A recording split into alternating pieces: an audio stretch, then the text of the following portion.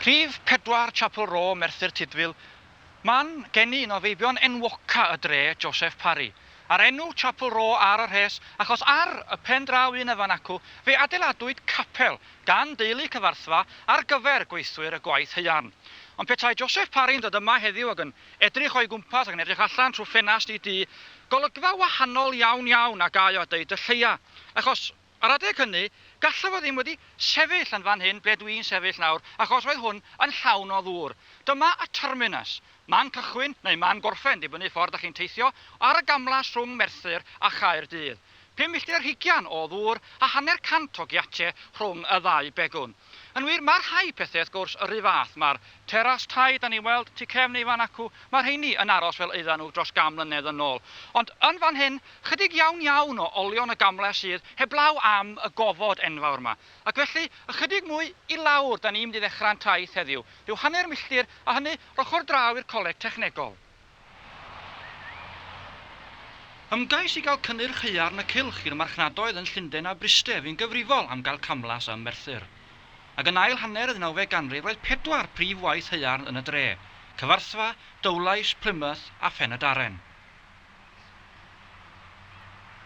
Hyd yn oed heddiw, y mannau hynny lle rhwygwyd y tir i wneud arian fel yn Nowlais Top, sy'n dal i arglwyddiaethu uwch ben tre Merthyr Tydfil.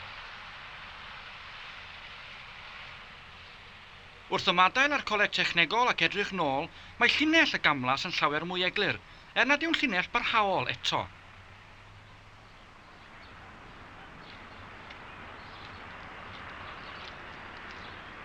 Dyma'r unig bont haearn wreiddiol sydd ar y gamlas bellach, a thramiau glo o gwm y glo i Gyfarthfa oedd arfer hochian drosti.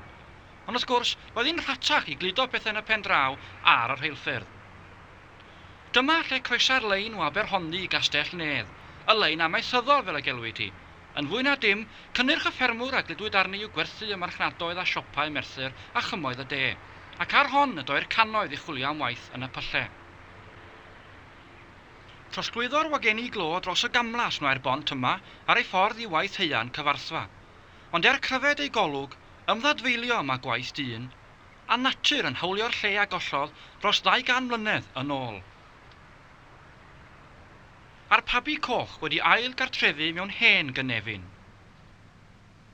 Heibio ei ffatri enfawr Hoover, Cyfarthfa newydd Merthyr Tydfil fel petai, ac un genhedlaeth o sgiliau'n cymryd drosodd y naill oddi wrth y llall ar broses heb ei therfyn. Does dim angen sgiliau Morgan Glindyrus ceidwad y llifddor ar yn hoes ni. Dim ond ei dŷ sydd yma bellach, ond pan gynllinwyd y gamlas gan y Dadfords, Tad a Mab, roedd rhaid i'r dŵr ddisgyn bron i 600 troedfedd rhwng Merthyr a Chaerdydd.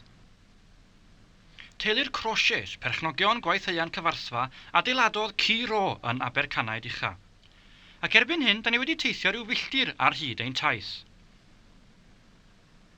Ac wrth edrych o'n blaenau, gwelwn lle roedd y docia lle arferu llwythor glo i'r badau. Yn 840 mlwydd oed, mae William Fear yn cofio 2 oes. Pan chi'n dechrau gweithio, faint o gyflog, faint o arian o'ch chi'n gael pan chi'n dechrau? 7 oes. Ar wythnos nawr, ie? Ar wythnos. Fel, o'n i ar y ffarm pan ni. A wedyn ni wedi dan ddew, wedyn ni law man hyn, am sôn ni 13 years of age. A faint o'ch chi'n gael bych chi dan ddeiar? A 5 y pythownos. Fuoch chi erioed ar un o'r cychod ar y canal? O'n i ar ochr a? Ie, fuoch chi ar un o'r barges erioed? O, ne, ni'n credu ni byth ar y barges. Ond fi'n cofio, fi'n cofio cyffil glas neu cyffil gwyn o'ch chi'n gael nhw. Fi'n cofio hwnna'n tynnu'r barges lan, y ref. Lan i Merthyr? Lan i'r Merthyr, lan at Jackson Bridge o'n nhw gael yma. Os di co dyn yn pylu ar lluni'n cyswllt a'r gorffennol yn fwy bregus, mae'r blynyddoedd a difficadwraeth yn gadael ei hôl yn drwm. Aniben iawn ydi cyflwr mynwent Capel y Graig. Tynnwyd y capel ei hun i lawr oherwydd ei stad bregus. Pentre Cymraeg y iaith oedd Abercanaid ganrif yn ôl fel y tystiau'r Cerrig Beddi. Morgan, ceidwad y llif ddorau. Gwel ddyn derfyn dy yrfa, Das cryfedd disgrifod y ddyddiau. Oriau cyfing ddaw cofia. Cais heddwch does dy ddiw da. Rhwng Merthyr a Chaerdydd, dim ond 2 di tafan sydd ar y gamlas erbyn hyn, a llwyn yr eos yw'r hynna o bell ffordd.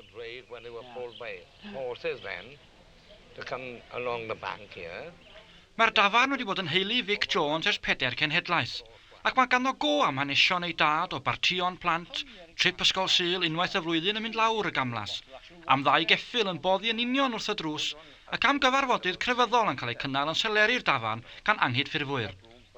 Heddiw, tafarn y bocswyr ydy hi, tafarn Howard Winston ac Eddie Thomas. Dyma unig olion pyllau'r Gethin lle lladdwyd 1 a 40.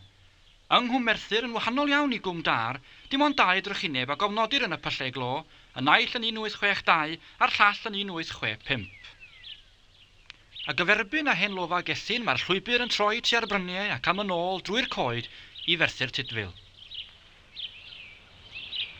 Ond y gamlas a ddenodd yn diddordeb ni, a chan fod y llwybr a baratowyd gan Gymdeithas Naturiaethwyr Sir Forgannwg yn gadael y gamlas y fan hyn, ond da ni yn tro yn gadael y llwybr.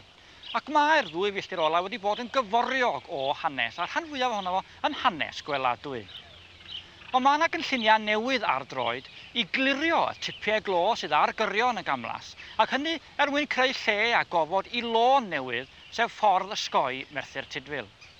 Wel eisoes, dwi'n siŵr, da ni gyd yn gwybod am enghreifftiau lle mae'r fath ddatblygiad wedi claddu adfeilion hanesyddol. A tybed, ymhen 20 mlynedd, faint o'r hyn da ni wedi weld heddiw fydd yn dal ym Merthyr Tydfil.